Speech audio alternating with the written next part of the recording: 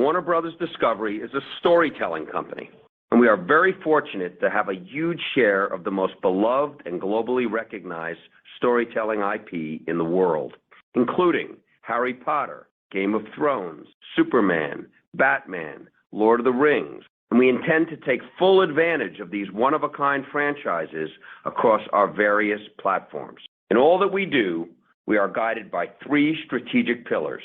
We want to tell the best stories, share them with the broadest audience possible, and we do that by working together as one team, one company.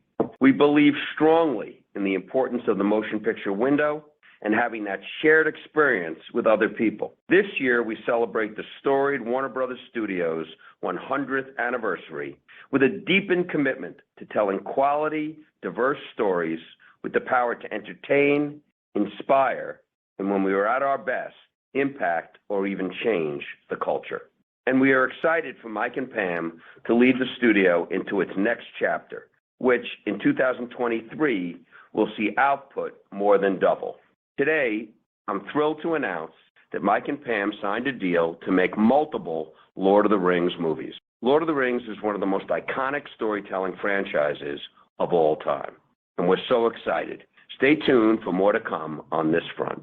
A few weeks ago, James and Peter rolled out phase 1 of their highly anticipated multi-year plan for DC Studios across film, television, and animation. With 5 films and 5 television series already in the works, the new era for DC under a single creative vision is in full swing, and we are especially eager to thrill fans with new Superman and Batman movies in 2025. There hasn't been a standalone Superman movie in a decade. This is some of the most recognized and beloved storytelling IP in the world, and we're excited to tell even more of those stories. We're also excited for the release of 4 DC films this year, starting with Shazam in 2 weeks and followed by The Flash, which James Gunn called one of the greatest superhero movies ever made, a masterpiece. I saw it and loved it. It's a wow. I can't wait for The Flash to hit the theaters in June.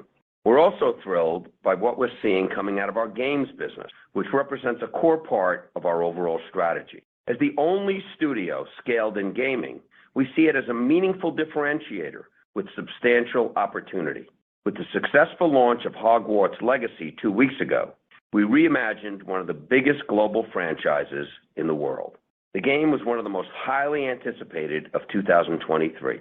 And consistent with our overall commitment to great storytelling, we delayed the launch to get it right. And the response from consumers has been overwhelmingly positive. We've already seen more than $850 million in retail sales, and we still have more platforms launching over the next few months. And there's lots more to come, including the highly anticipated Mortal Kombat 12 and Suicide Squad Kill the Justice League, games also set for release this year with ambitious launch projections. We continue to be the place creatives are choosing to bring their visions to life. In recent weeks, we signed new deals with a number of the most prolific and celebrated creatives in the industry, including Greg Berlanti, Baz Luhrmann, M. Night Shyamalan, Akiva Goldsman, and Zach Kreger, with more to come. Warner Brothers Television Group has more than 110 shows currently in production across our own platforms, as well as third-party broadcast, cable, and streaming outlets, including Emmy winners Ted Lasso and Abbott Elementary, Young Sheldon, Network TV's #1 comedy, The Voice, the #1 most-watched unscripted show on Network TV, and the newest hits, Night Court on NBC and Shrinking on Apple TV. I believe Warner Brothers TV is the greatest quality maker of content in the world. We're committed to creating shows that people really want to watch, and they also want to experience them with other people. That is exactly what we see happening at HBO. HBO has never been stronger and is firing on all cylinders behind the recent successes of HBO originals, Euphoria, House of the Dragon, White Lotus, and our newest mega hit, The Last of Us. These shows have averaged as many as 20 million viewers an episode, with strong week-over-week growth. The Last of Us, for example, grew its Sunday premiere night viewership by about 1 million with each episode over the first 4 weeks. And after just 5 weeks, an astounding 35 million people have watched episode 1. These are huge numbers, particularly in today's day and age of binge viewing, when there is so much content to choose from. And it all stems from great storytelling. Again, creating shows that people want to watch. It reminds me of my time at NBC, when Thursday night was must-see TV. Those shows had a supersized effect on people and culture. And back then, you had to watch the show on Thursday night. Today, with direct-to-consumer, more and more people are joining the party. That's the power of streaming. And HBO is streaming's new must-see TV, with all of its cultural impact and excitement. Every week, a new episode comes out, and by the time the next one airs, a week later, tens of millions of people have watched the last episode. Social media explodes, and people are calling their family and friends to talk about what they saw.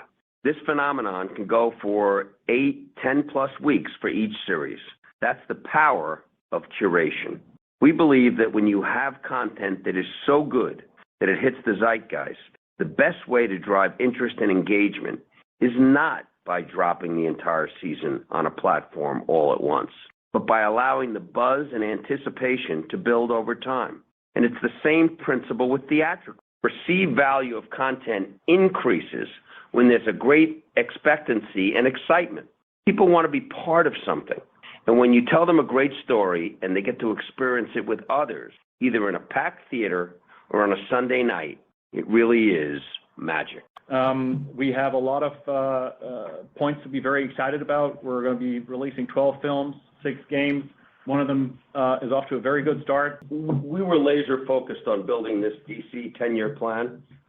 James was writing Superman. We were spending time with him and Peter, and he had a vision for DC that we are all in on and believe in. He presented that to you and the press about a month ago.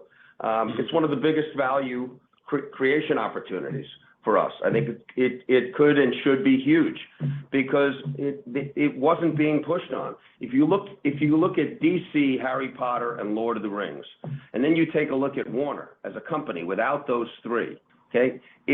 Those three are the tentpole products that when someone's at dinner anywhere in the world and they look at their watch at 8 o'clock and you mention Batman, Superman, Wonder Woman, Harry Potter, Lord of the Rings, in every country, they leave dinner and they got to go home to view that product that they love.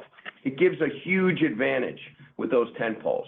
And so we are a storytelling company, but I believe that we have an overwhelming advantage in the marketplace with the IP that we own.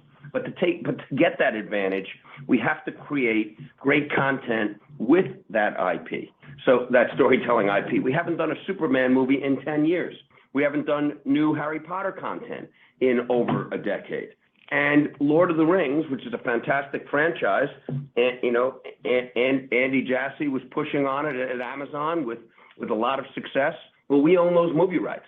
And so we want to optimize that as a unified strategy for the company. And we take that across film, TV, and even, to sell to third parties, because we have a treasure that no one else has. And, for us, DC alone could and should be a game changer. And I think there was a lot left on the table. We got to take those swings. We got some of the best creatives in the industry right now. Focus. The other point where is front or center for us is curation. There's loads of content out there, but curation, creating content at a time when people can watch it, creating a community conversation.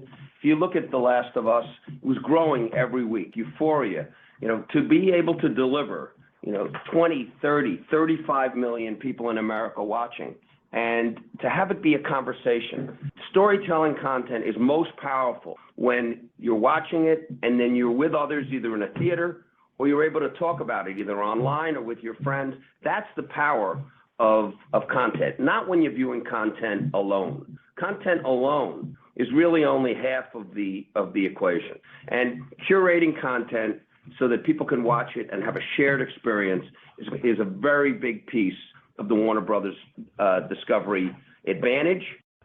We can take you into the theater around the world.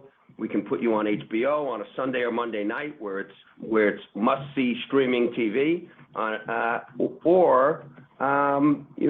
We could, after we've launched your movie, we can put you right on HBO on Sunday night with the biggest audience in America tuning right into you. So I think that's something that's really resonating with the creative community, that their content is seen, it's curated, and it's elevated, and that it's part of the cultural conversation, both in the theater and on the platform.